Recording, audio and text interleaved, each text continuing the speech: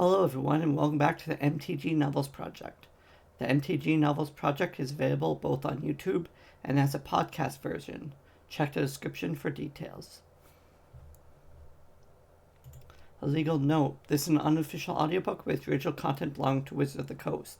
This content is covered under the 2017 Wizards of the Coast fan content policy. Listener discretion is advised. We are continuing with Chapter 6 of Planeswalker.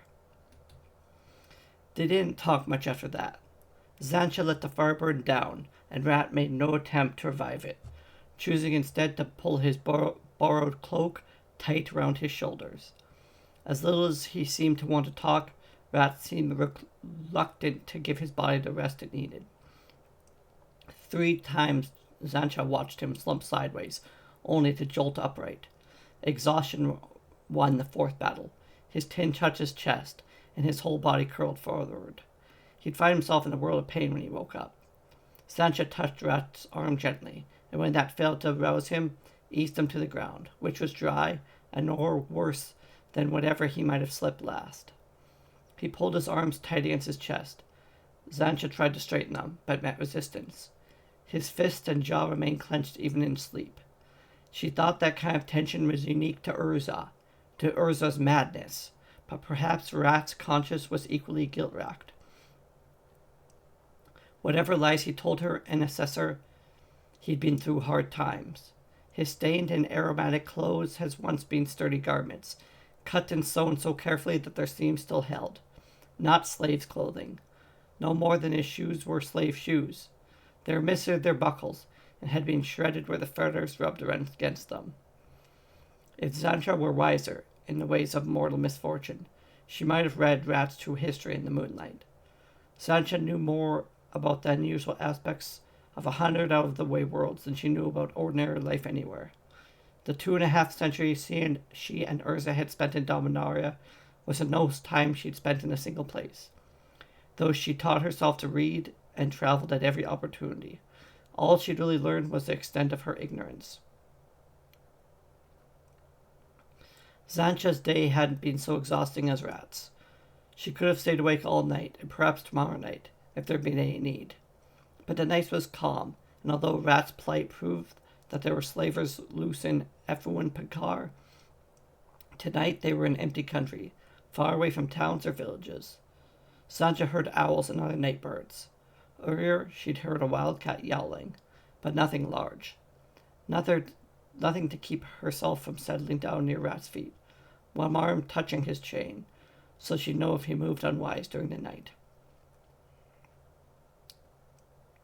Were their positions reversed, Xantcha would have tried to escape. In her long experience, the unknown had never proven more hospitable than the known. She hadn't thought of escape in all the time she was a newt among Phyrexians, although that, she supposed, had been different. A better comparison might be her first encounter with Urza. After Gix's excoriation, Xantcha had hidden among the 4th sphere gremlins, but they had eventually betrayed her to the Fane of Flesh. The teacher priest caught her and punished her, and sent her to the furnaces. Xantcha worked beside metal sheath stokers. The hot, acrid air had burned her lungs. She'd staggered onto the impossible burdens they piled onto her back. It was no secret. The remains of Gix's newts were to be used up as quickly as possible. But when Xantcha's strength gave out, it was a burnished stoker who stumbled over her fallen body and plunged into a crucible of molten brash. The fire priest wouldn't have her after that, so the Fanes sent Xantcha to the arena, where Phyrexians warriors honed their skills against engines and artifacts made in Phyrexia, or creatures imported from other worlds. She was assigned tasks no warriors would have dared, feeding the creatures, repairing damaged engines, and destroying those artifacts the warriors had merely damaged. Her death had been expected, even anticipated, but when the fearsome wyverns with their fiery eyes and razor claws went on a rampage that reduced 100 priests and warriors in oil-caked rubble, Xantcha the newt had survived without a scratch. Since she wouldn't die, they failed to kill her. The planner priest decided that Xancha had the makings of a dodger. Before he'd close his eyes in sleep, the inevitable had decreed that Phyrexia must be relentless in its exploration of other worlds, and in the exploration of whatever useful materials, methods, and artifacts that exploration uncovered. Exploration was the easy part. Uncompliate Phyrexian, shredded, sheathed in metal, and bathed in glistening oil, was thorough and precise. It was incapable of boredom, and when ordered to examine everything, it did exactly that, as accurate as the end as it had been in the beginning. But confronted with something they'd never seen before, lesser Phyrexians often became confused, and though they were rough bumbling, they frequently destroyed not only themselves, but whatever they'd been examining as well. It was an intolerable situation, and necessitated an unpleasant solution. Whole colonies of gremlins were endured, even nurtured, for their canniness and spontaneity, but no gremlin was cannier than the remains of Geeks' newts, the ones that refused to die. There were 20 of them summoned to the fountain, as identical as ever. They couldn't drink the glistening oil, so they were bathed in it while rows and ranks of complete Phyrexians watched in silence. A mobile planner priest described a new destiny. Go forth with the diggers and the bearers. Gaze upon the creations of born minds. Decipher their secrets so that they may be exploited safely and for the glory of the dominion of Phyrexia. There'd be more. Complete Phyrexians never suffered from fatigue during an endless oration. They'd no tongues to turn thick or pasty from overuse, and of course, they lacked imagination. Never mind that Urza ridiculed Xancha's imagination. She had had more than the rest of the Phyrexia rolled together. Standing beside the fountain, slick with glistening oil, Xancha had imagined a wondrous future. Her future began on a world whose name she'd never known. Perhaps the searcher priests had known its name when they came to investigate it. But once they discovered something useful to Phyrexia, the name of the place where they found it was of little importance to the team of diggers, bearers, and dodgers sent to exploit the discovery. Once the ambulator portals were configured, it didn't matter where a world truly lay. One step forward into the glassy black disk, and the searcher priests unrolled across the ground, and whoosh, the team was where it needed to be. When the team finished its work, using excavation or extraction, they pack everything up and stride into the ambulator's nether end, identical to the Primed, except that it lacked the small configuration panel. And whoosh, they were back where they started, waiting for the next assignment. The ambulators were horrible artifacts, suffocating, freezing, and endless, and a dodger's work was worse than cleaning up after the warriors. The Jigger Chief would lead a newt and a gremlin, or two of whatever artifact had roused the searcher priest's attention, then sit back at a safe distance while dodgers did the dangerous work. Much of what the team excavated was abandoned weapons, frequently still primed and hair-triggered. The rest, while not intended as weapons, still had a tendency to explode. Xancha quickly realized that gremlins weren't any more imaginative than Phyrexians. They were simply more expendable. The first time outside the nether end of an ambulator, when she saw a blue-gray gremlin reaching for the shiniest lever in sight, Xancha had decided she'd work alone and thrust her knife through the gremlin's throat before his imagination got her killed. The diggers hadn't cared. They only cared that she found and disconnected the tiny wires between the leather and a throbbing crimson crystal deep within the artifact. After the bearers got the inert crystal back to Phyrexia, a herald had conducted Xancha to one of the great obsidian veins of the first sphere. When the planner priest, second only to the demons in Phyrexian's complex hierarchy, interrogated her about the excavation and the insights that had inspired her to disconnect the wires, they demanded that she attach the crystal to the immense body of one of the planners, which Xancha did, having no other alternative to obedience. No one was more surprised than Xancha herself when both she and the planner survived. The herald gave her a cloak of golden mesh and a featureless mask before conducting her back to the fourth sphere. For the first time, Xancha looked like a complete Phyrexian, provided she stood still. Diggers and bearers had been completed with scrap, bits of brass, copper, and tin. Their leather patched joints leak oil with every move. They were not pleased to have a golden-clad newt in their midst. Her life had never been gentle. but everything Zancha had endured until then had been derived from indifference.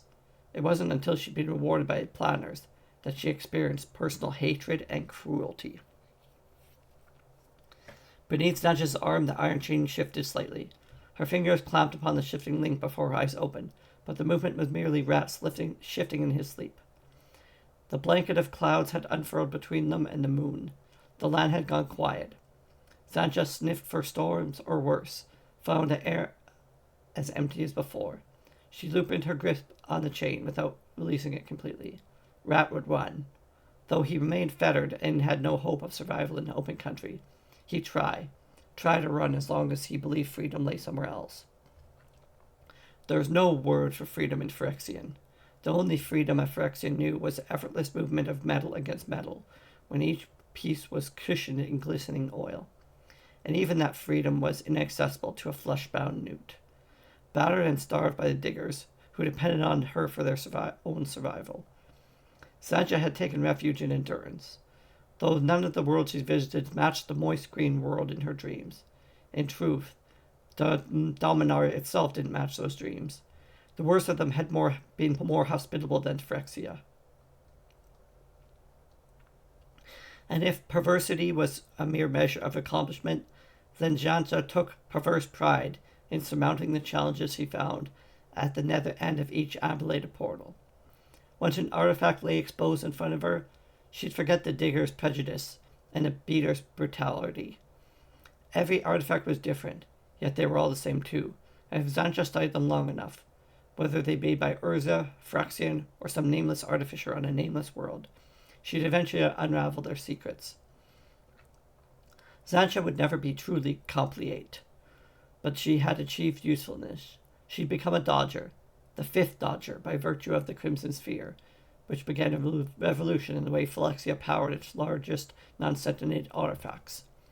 A few more finds, and she'd become the second Dodger, Orma Herzra, though in her thoughts she remained Zancha. The teacher priests were right about some things. Gix's newts were too old, too set to change. There are no Phyrexian word for happiness and contentment. And contentment meant glistening oil. Yet as Orman Herzra, Zancha found a measure of both. The other might despise her, but with her gold mesh cloak she was untouchable, and they needed her. Within her carapace, Phyrexians were alive. They understood death and feared it more than the newt did, because without flesh, compliant Phyrexians could not heal themselves, and scrap-made Phyrexians were almost as expendable as newts. The next turning point in Zancha's life came in the wind-stepped mountains of a world with 3 small moons. The artifact was huge and ringed by the rotting flesh of a born folk who'd died defending it. Countless hollow crystals, no two exactly alike, pierced its dark, convoluted surface. Flexible wires had spiraled among the crystal, each supporting a concave mirror. When the mirrors moved, sound and some light emerged from the hollow crystals. The Searcher priest had been certain it was a weapon of unparalleled power. The Sable-Lit, the Searcher had told her, prepare it for bearing back to Phyrexia. Do not attempt to dismantle it. The Borean folk fought hard. They could not defeat us, yet they did not retreat. They died to keep us from this artifact. Therefore we must have it, and quickly. Zancha didn't need reasons. The artifact, any artifact, was sufficient. Solving each artifact mystery was all that mattered to her. What the priest did with her discoveries didn't concern her. From a newt's vulnerable perspective, a new weapon meant nothing. Everything in Phyrexia was deadly. Ignoring the corpses, she'd approach the artifact as she'd approached all the others. But the wind crystal, as she named it, wasn't a weapon. Its crystals and mirrors had no power except for what they borrowed from the sun, moon, wind, and rain. Then they gave it back as patterns of sound and light.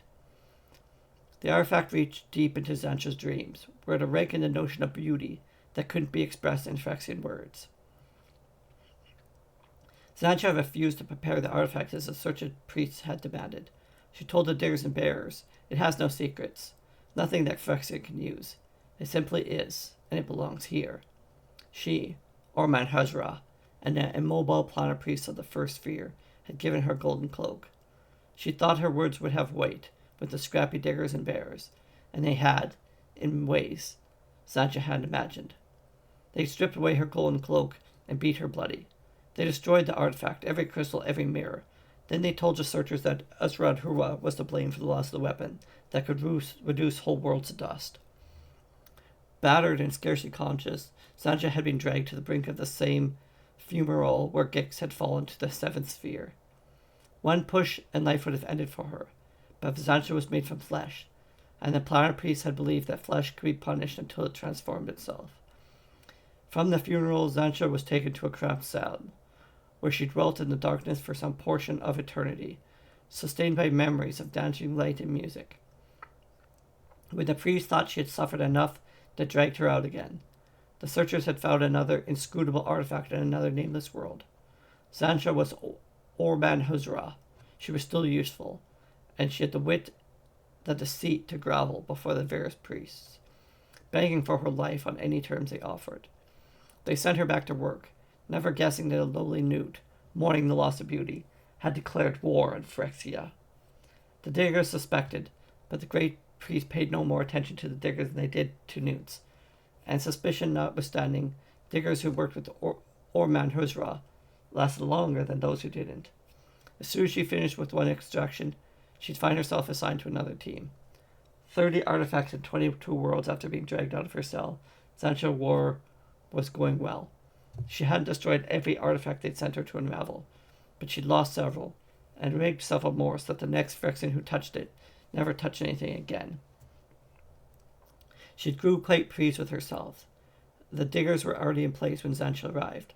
Alone and nauseous from the Abler trek, on her 23rd world, a rattling digger made of metal and leather, all of it slick with oil that stank rather than glistened, led her to a human cave, where rolls of smoking meat-fat lanterns marked the excavation.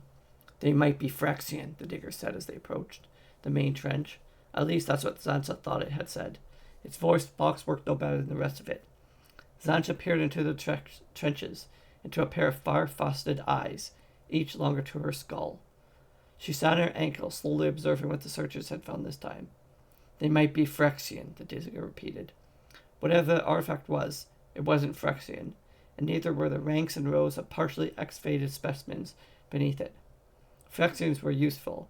Tender priests complicated newt flesh according to its place in the Ineffable's plan. And then they stopped. Function was anything. These artifacts had no apparent function. They seemed at first, and at second glance, to be statuses, metal reproductions of the crawling insects that, like rats and buzzards, flourished everywhere, including Phyrexia. And though Sancha had no liking for things that buzzed or stung, what she saw reminded her of more of the long-destroyed wind crystal that the digger beside her.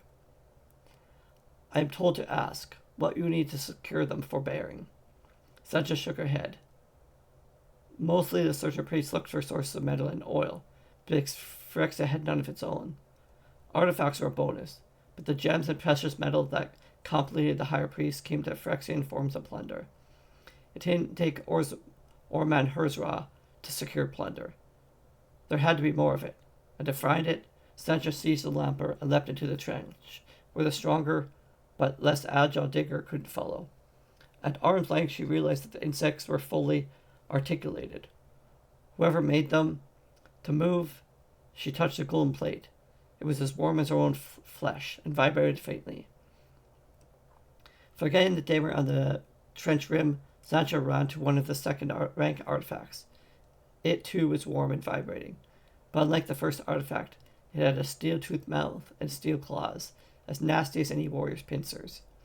In addition to its golden carapace, on impulse, Sancha tried to bend the ridge of the golden plate. A long, segmented antenna whipped around Sancha's arm and hurled her against the trench wall. But not before she had the answer she wanted. The plate hadn't bent. It looked like gold, but it was made from something much stronger. Sancha had another less wanted answer too. The artifacts were aware, possibly sentient, and at least partially powered. Move, move, the Ralchakdir shrieked from the rim, less warning or concern for a damaged companion than a reaction to the unexpected. Sure enough, a reeking handful of diggers and bears came clattering some through the trenches and others along the rim. One digger in better repair than the rest assumed command, demanding quiet from his peers, an explanation from Orman Huzra. Simple enough, it moved, and I didn't dodge. A cacophony of squeaks and trills echoed through the cave, as the diggers and bears succumbed to laughter. The better made digger whispered for silence. They've not moved. They did not move. Sancha deployed her welted arm. Sometimes there is no arguing with flesh. Theirs did not have articulated faces, yet the digger chief contrived a word look. You will secure them, it said, a command, not a request. I will need wire, Sancha began, the hedged half-formed plots complicated in her head. The searchers must have known that the shiny insects were more than plunder, but the diggers and bearer, despite their trench excavations, hadn't known that artifacts could move. She stared at the huge frosted eyes, fiery in the reflected lancer lights. The insects weren't Phyrexians. Perhaps they could be enlisted in her private war against Phyrexia, if she could get them through the intact and without getting killed herself in the process. Strong wild, she amended, and cloth, thick heavy cloth, and food, something to eat, and not reeking oil. Cloth, the digger whirled in confusion. Only newts and glebans and the highest strav priests draped their bodies in cloth. Unmade cloths, Sancha suggested, or soft leather, something, anything so I can cover their eyes. The digger chanted to himself.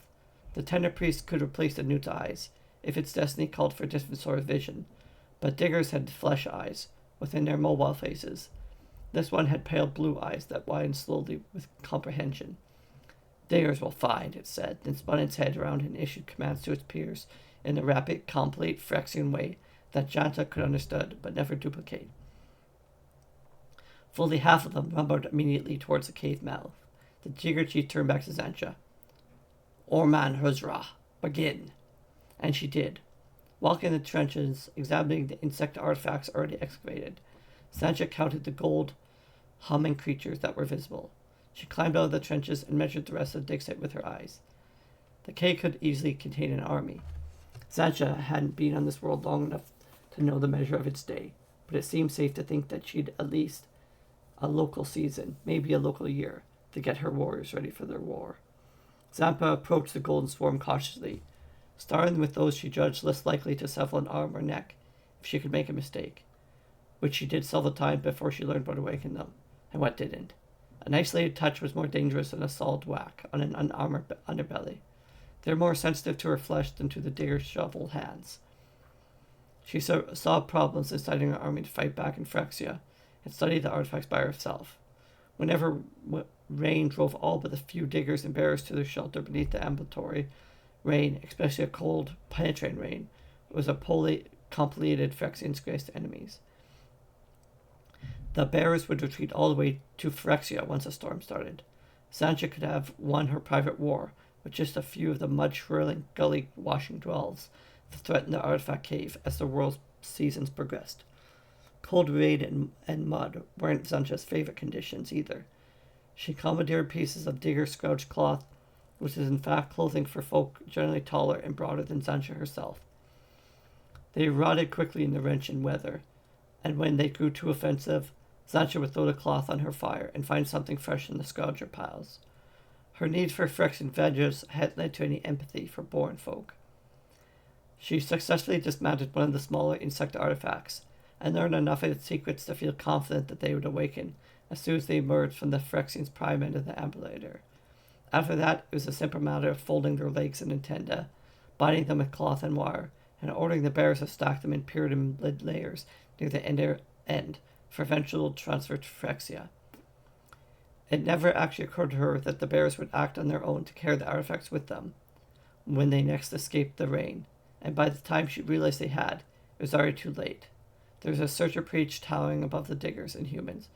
Orman Huzra, the preacher called in that menacing tone only high-ranking Phyrexians could achieve. You are told to secure those artifacts for Phyrexia. You are warned that inefficiency would not be tolerated. You have failed in both regards. The artifacts you subverted were dismantled before they could cause any damage. The many-eyed searcher was between Sancha and the cave mouth. There's no getting past it, or getting through the masked diggers and bears. If you've been tempted to run, which she wasn't, Sancha might dream of lush green worlds, but she was Phyrexian, and though she learned how to declare war against her own kind, she hadn't learned to disobey.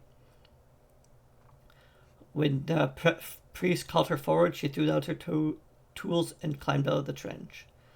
Diggers and bearers formed a ring around her and the searcher priest. They chattered among themselves. This time Ormond Herzog had gone too far and would not survive the searcher priest's wrath. Dig, the searcher priest commanded, and she understood that they intended for her. Sancha dug the damp ground until she scratched out a shallow hole as wide as her shoulders and as long as she was tall. There was nothing worse than a too short, too narrow prison. Her fingers were numb and bloodied, but she clawed the ground until the searcher priest grew impatient and ordered a digger to finish the job. When it was done, the hole tapered from shallow to waist deep along its length, and was exactly the length and width Sancha had laid out.